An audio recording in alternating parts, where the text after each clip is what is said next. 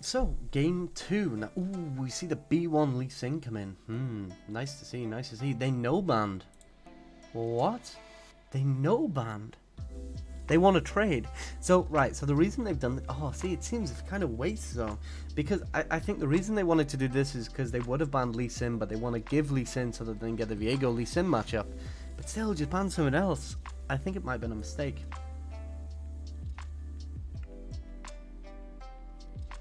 Interesting. I don't fully understand why they've done this, to be honest. That's my thought, but I don't really know. Talzan is Lee Sin, though. I mean, this could be Lee Sin lane as well. This is patch 1.15. 11.15, sorry. So this could be Lee Sin in lane also. That is a possibility, but...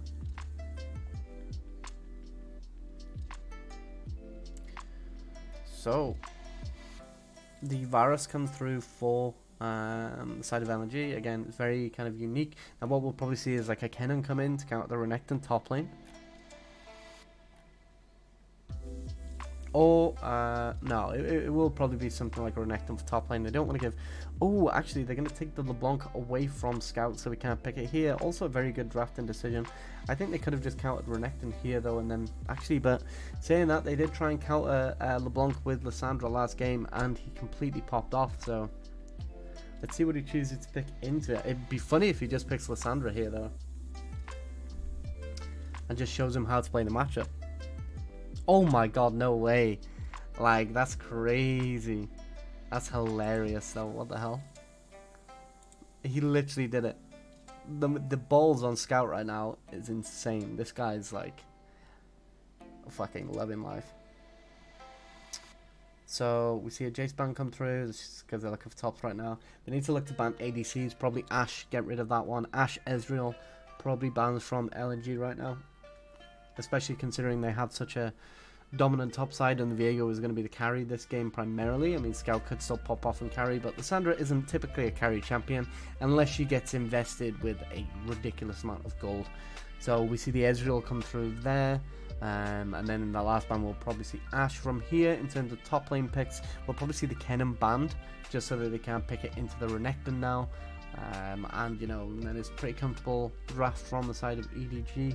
Not sure what else they'd really ban here. I think Kennen is the only real thing that they need to get rid of. They do ban Braum. I mean, like, Renekton is going to have a terrible time in the top lane if they do pick Kennen into him, and that could be one of the opportunities that LNG have to bring back this game. Now, we'll see the Ashe ban come through now, and then we'll probably see...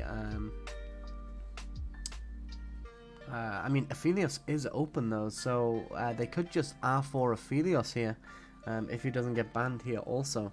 So it's a case of they can't ban Aphelios and Ashe, so we'll probably see one of them come through for the side of EDG. Aphelios did get banned, so they'll just pick up the Ashe. Just because then they can save their support until last pick and then they can decide what they want to do around that kind of support pick. So we see the Ashe come in here. On the side of LNG now, they do have support to go. They're probably going to pick up Leona.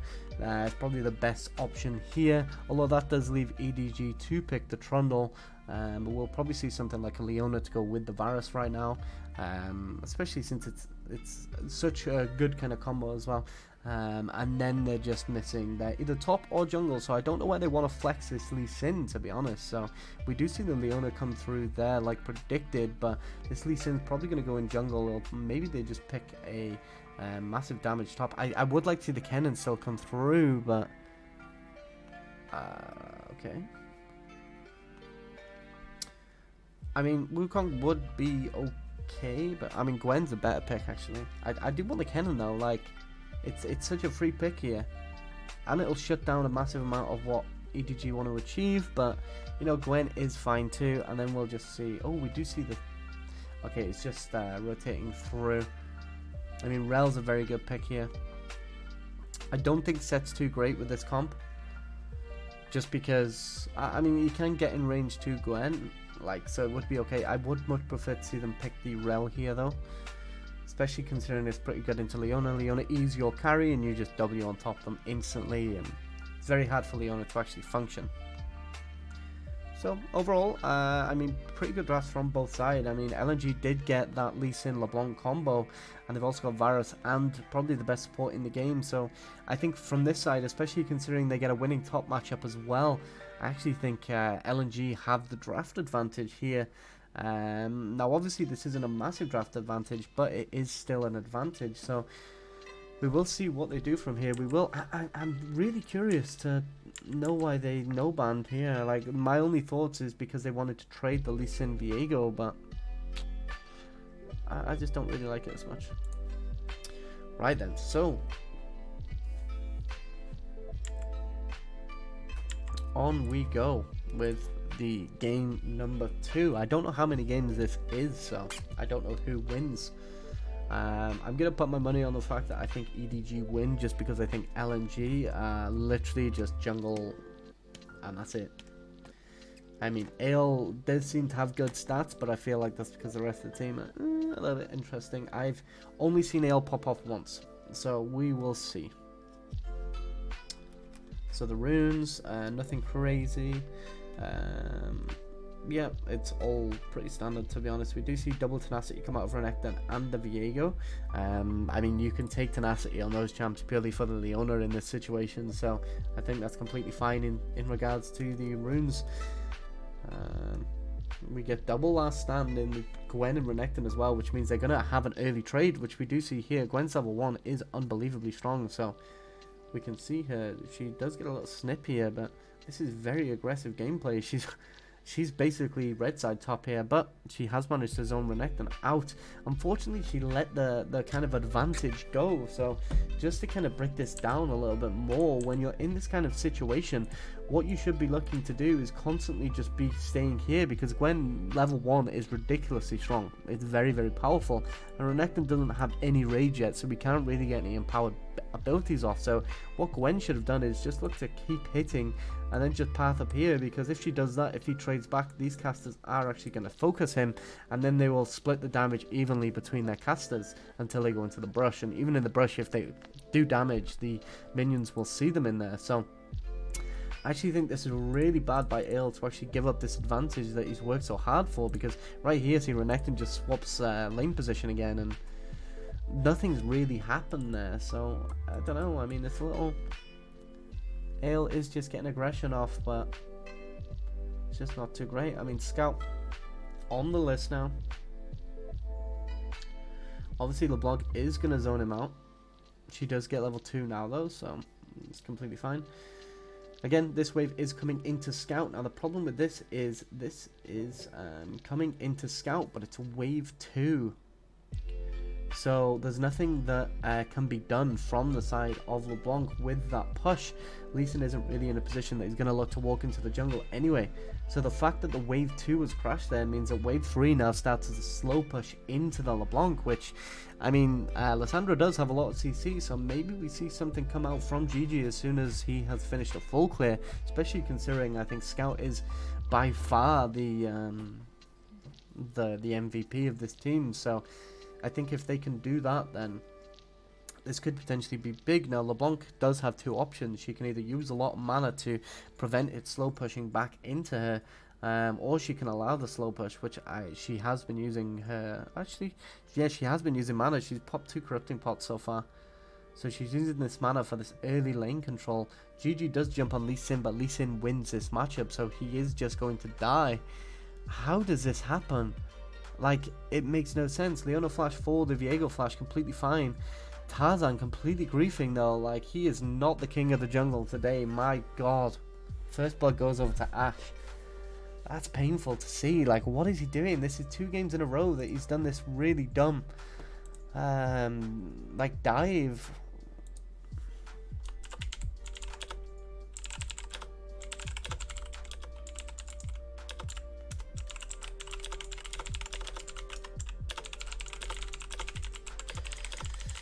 Again, EDG. I've just managed to get this massive early game lead, and this is another game that Tarzan has completely ruined. Honestly.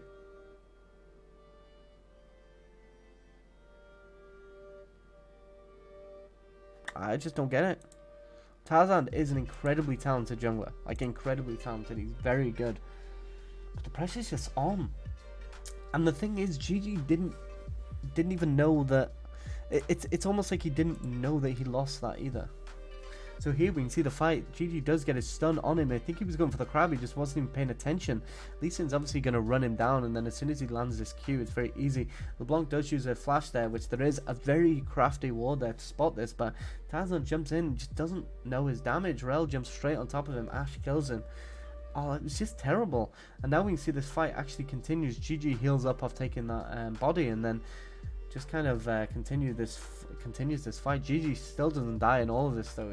I'm pretty sure he got ignited twice, but that smite on the blue buff did actually save him, and now LNG are just in a position where they just get completely ruined as soon as Scout comes, and now they've just given a massive gold lead over to the side of EDG, and the LeBlanc Q didn't go through fast enough. Now, one thing we have also kind of discussed previously is the fact that EDG get this gold lead and then they just don't let go of it. They just do not let go. So we're seeing, and this is the first time he's played Lissandra, so he literally picked it, like, considering that they picked it last game into him. So I think that's hilarious that he picked it, but fair play. And if he wins it from this side of the matchup now, then this is going to be a very, very scary scenario for the side of LNG, because what do you then do?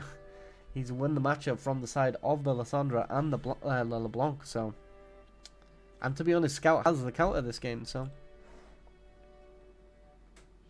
here we see a rotation into top. He walks inside Gwen's W, but he does get completely one-shot. Tarzan is there, and Icon is potentially going to kill Flandre as well if he goes for him. He's going to focus GG instead. Lee Sin as well comes in from the back with a hop. This is one of the reasons why LeBlanc Lee Sin is so good, because LeBlanc can get into situations that most champions can't, and then Lee Sin can just use his Iron Will to jump on top of them and then land his Q. So,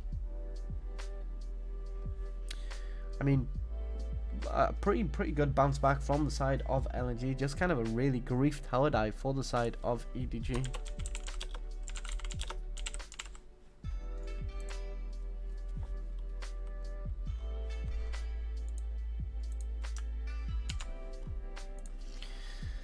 So we do see a replay of what happened here. Now Scout does walk in range to get that off, but he doesn't use his E fast enough. Now because of that, he gets instantly one-shot by the tower damage combined with the Lee Sin execute on the Q and Gwen's damage as well. So he really just needed to use that E early, get the stun onto Gwen, and then just leave instantly with this E. Light just gets instantly blown up though. TP from Renekton comes in. Pretty good from the side of EDG, to be honest.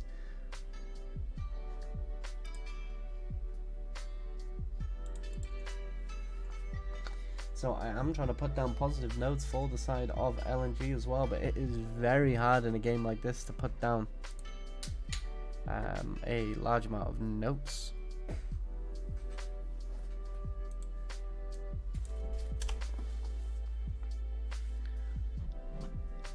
So currently a roughly 2k gold lead for the side of EDG.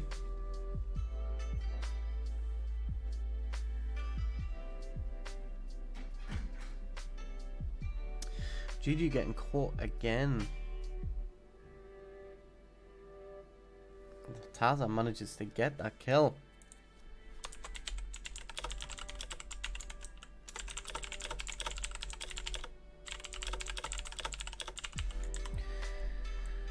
So he knows exactly what he's doing and where he wins the matchup, which is what gives Tarzan the advantage over GG. To be honest, I think that Tarzan is a better jungler.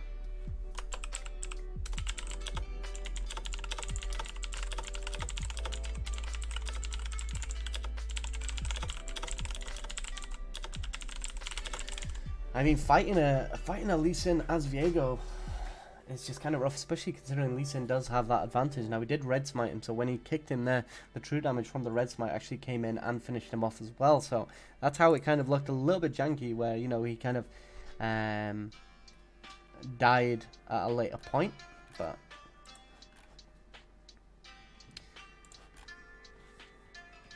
so Icon does manage to knock a hip there, but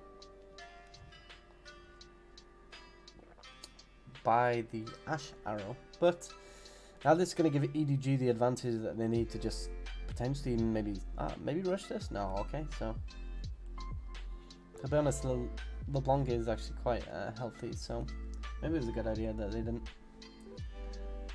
This is a thing. The Lee Sin wins this matchup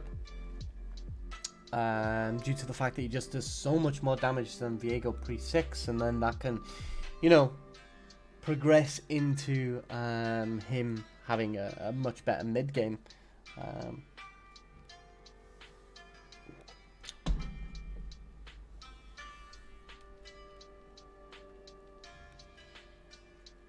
Now, GG is at 6 now, but Tarzan has too much of a gold advantage. He's already on his gold drinker right now, so this is going to be the potential game that LNG maybe need to actually beat EDG. Now, I mean, EDG do have an advantage, but this 2v2 combo of the Lee Sin and LeBlanc, people think it's an early game combo, but it's not. It is a mid game combo, because as soon as LeBlanc starts getting penetration from things like her Luden, she ends up in a position where she can do a ridiculous amount, and we actually see the Merc Reds coming in for the LeBlanc, which I really don't like, because she doesn't have the amount of damage needed to actually kill the Lissandra in lane if Lissandra plays it properly. So going for that is, I just don't really like it too much. Obviously they have a lot of CC from the other side, but with LeBlanc your main goal is to get as much penetration as possible and then just snowball the map entirely through said penetration. So not too great, and you know, I'm not really a big fan. But, you know, I can see why she's done it. So, it's viable. I just don't prefer it. We did see the Lee Sin pick up this Herald, though. So, I'm curious to see where he's going to use it. Maybe he looks to use it in this bot lane and try and relieve some of this pressure that is on them. You don't really want to break the Renekton kind of out of his laning phase, because, you know, if you do that, then the Gwen is just going to free farm, which is not something you want, because as soon as she gets to that Rift Maker and Boot Spike, she actually does so much damage. It's unreal, especially considering her Q does true damage. Now, Ale, this is really controlled by him, actually, to just stay in this brush. He's got a feeling that GG's here, surely, considering they don't see where he is, but nice.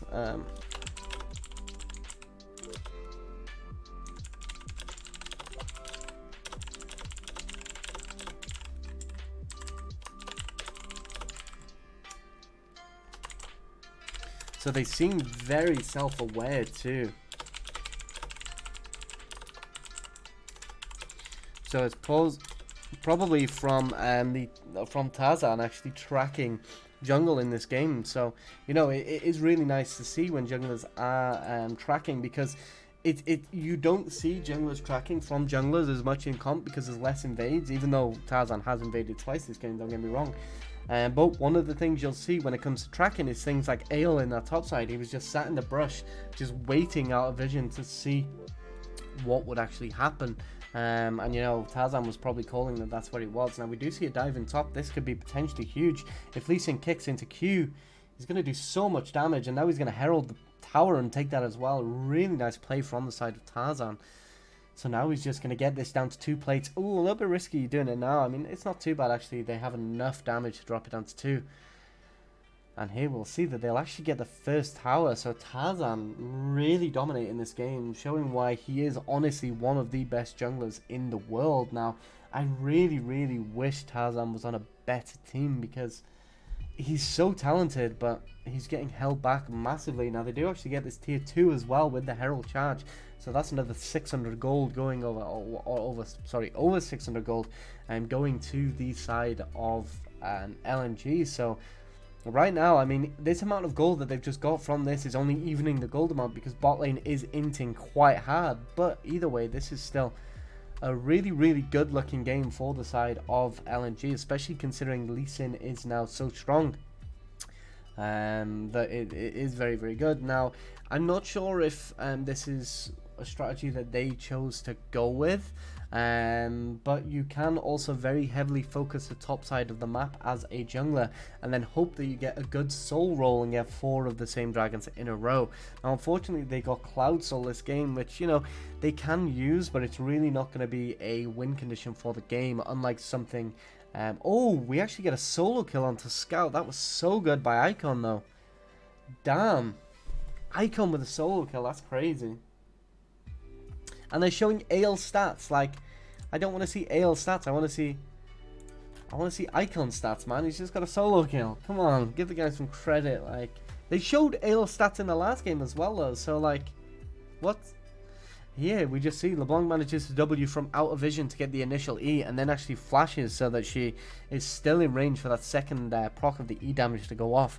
Nice little auto attack, and then back to her W, gets her that solo kill. So, I mean, LeBlanc is a champion that's just so broken right now that, you know, she can also win the counter matchups. But I do think, you know, Scout was a little bit greedy there. He didn't really play it towards where he should have. But either way, Icon did jump in on Scout, got a control ward in the back there, but it doesn't matter. But they're just using this pressure for Tarzan to just completely take this red buff from under GG's nose. So the jungle gap in this game is huge, like actually massive. Like, not just the way that Tarzan is playing kind of the matchup, but the way he's playing the map as well. This could potentially be a win for the side of LNG, considering how they're playing this early game. Then they're going to progress into the mid game soon. As soon as LeBlanc finishes this Ludens, she's going to be doing so much damage, which, you know, she can tie with the Lee Sin and, you know, just get a massive amount off like that. So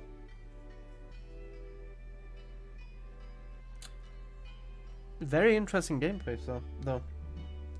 It's definitely a change of pace from game one, where it was basically EDG got a lead and then never let it go. So this is the thing, when you do have these kind of early game junglers, your priority as an early game jungler, so things like Lee Sin, Xin Zhao, even things like the Udyr, is not necessarily to get huge. I mean, if you get huge, that's usually going to be like a secondary thing on junglers like this. But your goal is to basically have pressure on the map at all points, due to the fact that your kit is so designed for an early game composition.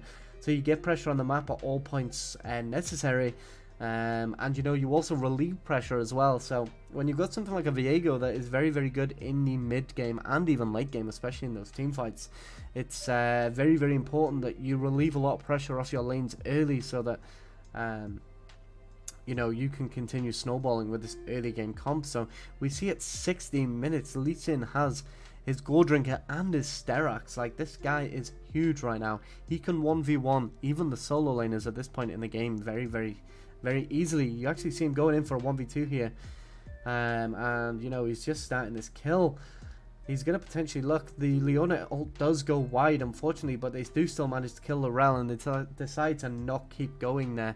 The Ashe is very, very strong, and she has a shield ball available, so, you know, you really don't want to push that. Now, the problem that they're going to have right now is that Ashe is getting very close to this wit's end.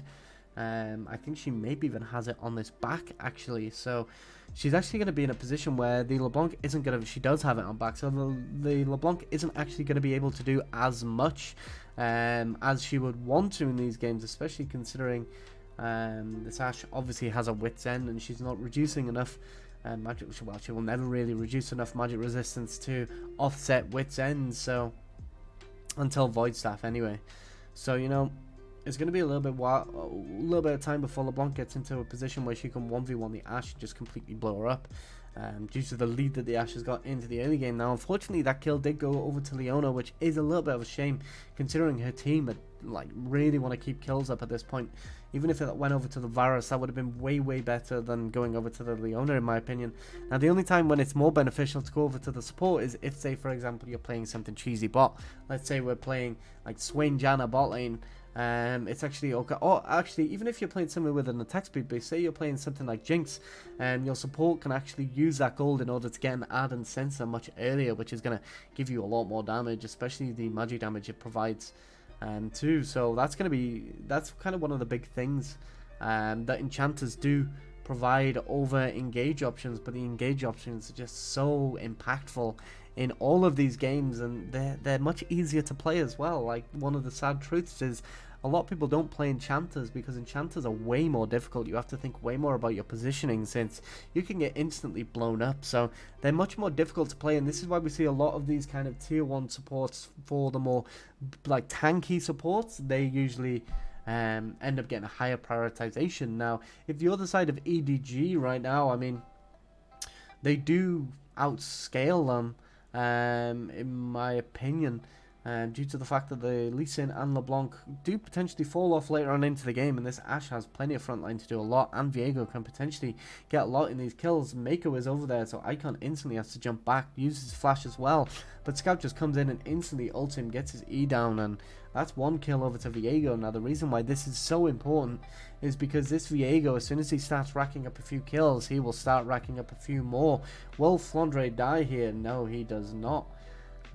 Okay, so nice to see. Like, I do understand as well, I might be completely butchering these people's names, like SKT, T1's jungler Wanna, like I don't even know if that's how you pronounce his name. It could be like Honor or something, but I don't have a clue. But we do see AL gets this tower, which again, it's a tier 1 tower. It's not all that big, to be honest, but we do see Scout get a tier 1 tower in top 2 and respond to it, which still, it's a kill worth of gold going over to him, so it's still quite a lot. He uses Everfrost to clear that wave a little bit faster. He actually leaves the cannon? No, okay, never mind.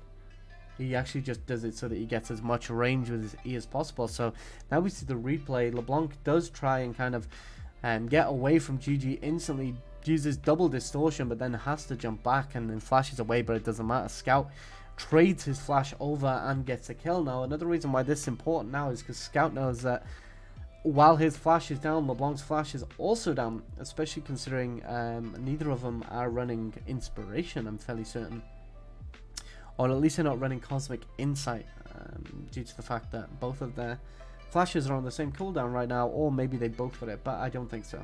You don't really go it on LeBlanc. You want to prioritize Domination primary and Sorcery secondary. So that also gives us information, you know, that Sandra is also not running Cosmic, so they're not getting that roughly 40-second reduction on their flash, which you do have to take into consideration where you are timing summoners. Now Ashe is actually pretty big. Now EDG do still have a gold lead, especially considering I think they actually got the first tower, so they do have a massive gold lead right now. Ashe has picked up a Executioners, which, I mean, is okay. I mean, she's going to do plenty of damage with those 2 items. But the Lee Sin is very, very large. And we do see the LeBlanc has got Illudence now. The Oblivion Orb is so painful to see. We've got it out of Gwen and LeBlanc. What am I watching? Disgusting.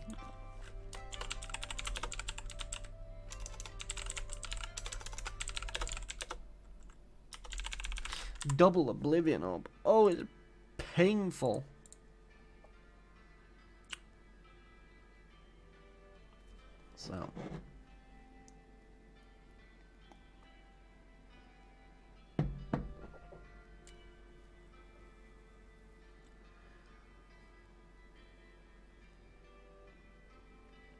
So Scout coming in from the back here. We do have a TP coming in from Flandre though. Icon does just use a distortion to go back, but tries to get his E. Oh, Scout does get in range with his E. Icon is dead here. There's no way he is getting out.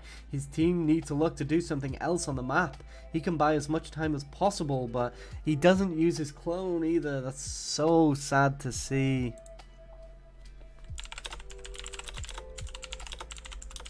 Absolutely no attempt at clone play from Icon, which, you know, he dies there anyway, but that extra time that he could have bought his team could have potentially been good. Now EDG are going to just threaten this Baron. Now AL is around the back, but they are 5v4, so they're really not going to be able to contest this too much. Scout is waiting for Tarzan.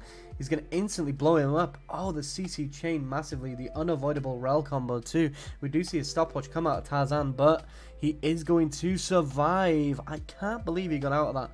I cannot believe he got out of that. The jungle gap this game is absolutely massive. Whew. LeBlanc is TPing into bot lane now so that she can force this wave in so that it will potentially bounce back, but also so that she can get priority for this dragon. Now again, Cloud Soul is not going to be a deciding factor, but if you can at least get 10 Cloud Dragons in a row, at least that's something, you know. At least it's something. But again, I mean, if you get 4 oceans, 4 mountains, 4 infernals, amazing, but I mean, just getting the ultimate haste. I mean, 4 is 48 ultimate haste, which I do think translates to about 35% cooldown reduction on your ultimate, which is great and all, but when it comes to like a professional level and these kind of level of games, it's kind of like they will only choose to go for fights when they have their ultimates available. So we'll see right now that they're not going to look to fight anytime soon, or even contest the dragon, because the Rel and the Lysandra don't actually have their ultimate for it. So they're just going to go and look to get gold elsewhere and keep control of this dragon pit. Now, one of the advantages to EDG getting these first 2 early dragons is Infernal and Mountain are both pretty good dragons. They're going to give you that 4% bonus in all damage, and also the 6% armor and magic resist. So they're both great, but cloud dragons, they don't really mean that much. So what they can do is they can use this time to scale into the later game and actually give all 4 dragons over to EDG, and it really doesn't matter that much because the cloud soul isn't really going to do that much. It's, you know, I mean, the movement speed is great, but like, I mean, the 10% bonus movement speed is really nice, but the 60% bonus movement speed when you use your ultimate is, you know, I mean, it's going to help Ashe position, don't get me wrong, but she's not going to really need it too much. It's going to help the Rel a little bit. So it actually helped the Rel quite a lot because she loses a lot of movement speed when she gets unmounted. So that could actually be potential if she does use that RW E combo, which is so oppressive from the Rel. Now, I am quite enjoying seeing Rel picked up more. I think this champion is incredibly powerful. Even in some of the pro teams that I've coached, I was a very, very big fan of Rel, and I did force her in a large amount of games. The unbeaten streak I had with X7 in the qualifiers last time round. Oh, Light just gets instantly blown up. She's just completely out of position. Like, there's no excuse. Just no excuse. So, like I was saying, the undefeated run that I had in the qualifiers for the last UCAL split, actually, one of the main reasons that I did that is because everybody was completely sleeping on Rel, and I chose to draft it over and over and over because I just think it's so good. It can completely win a team fight. Now, we do see Tarzan here. He does have the ability. Oh, that Leona ult was really, really bad. It was to try and stop them jumping on top, but EDG are just going to completely ruin them. They're completely split in this fight, and you just can't have a split fight like that. And now there's no way that this Lee Sin steals this. If Tarzan steals this, I swear to God, like, they shouldn't really be taking a 50-50 anyway, but if he jumps in and they hold it on 2k, then that should be fine. So we will see them. There we go. Amazing Baron play at the side of EDG. Really nice, actually, that they waited.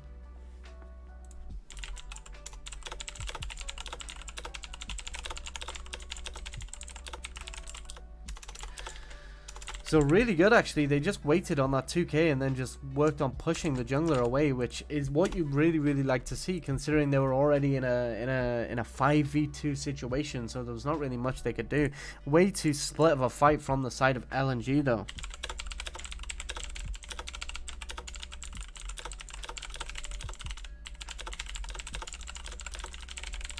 So I mean, overall though, a very convincing game so far for the side of EDG. Light again, like, how does this happen? Just completely out of position there. Terrible. Now we see Ale, he just gets caught instantly. The Leon ult does come in case they do try and jump on top of him, but he is in Zhonya, so it's absolutely terrible. It's just really not worth it. Wandy, I don't know what he's doing, but look at how split this fight is in the bottom. There's no way they can take that. They're basically 3v5 because of how split it is, so I don't know, man. Terrible. Unreal.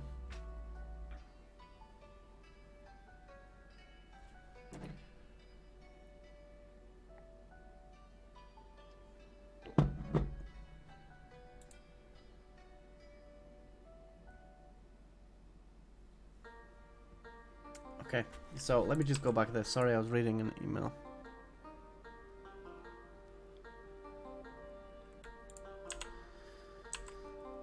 Right, so we see this kind of siege in bot. They do have Baron. They're not really forced to do anything on the tower, but they do have plenty of range with the Ashe.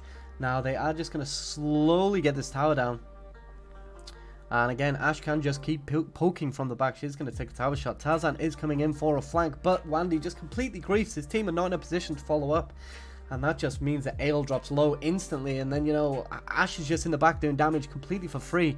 She is kind of a supportive ADC, but she's still an ADC. She's still going to do damage. This is a complete whitewash for the side of LNG. They just got completely mutilated. Wandy and Ale just completely griefed that fight, and this is going to be the end of the game. They have Baron. They can use their HP, especially on GG and Renekton, to literally just tank the towers a little bit. And we see the TP coming in. Amazing TP from Scout. Finally, we see it. Somebody actually TPs to the minion and keeps it alive. Great to see. We saw from T1, Faker was using his TP the worst ways possible. So, okay, I mean, this is complete domination. I think Tarzan played out of his absolute mind this game. The jungle difference was massive, especially when it comes to kind of that kind of matchup knowledge. It feels like he knew exactly how to punish the Viego, and he did do it, but it just didn't translate into enough because, I mean, top and support just completely griefed, and ADC didn't really do that much for the side of LNG either. So, unfortunate to see, but let's move on to the next one.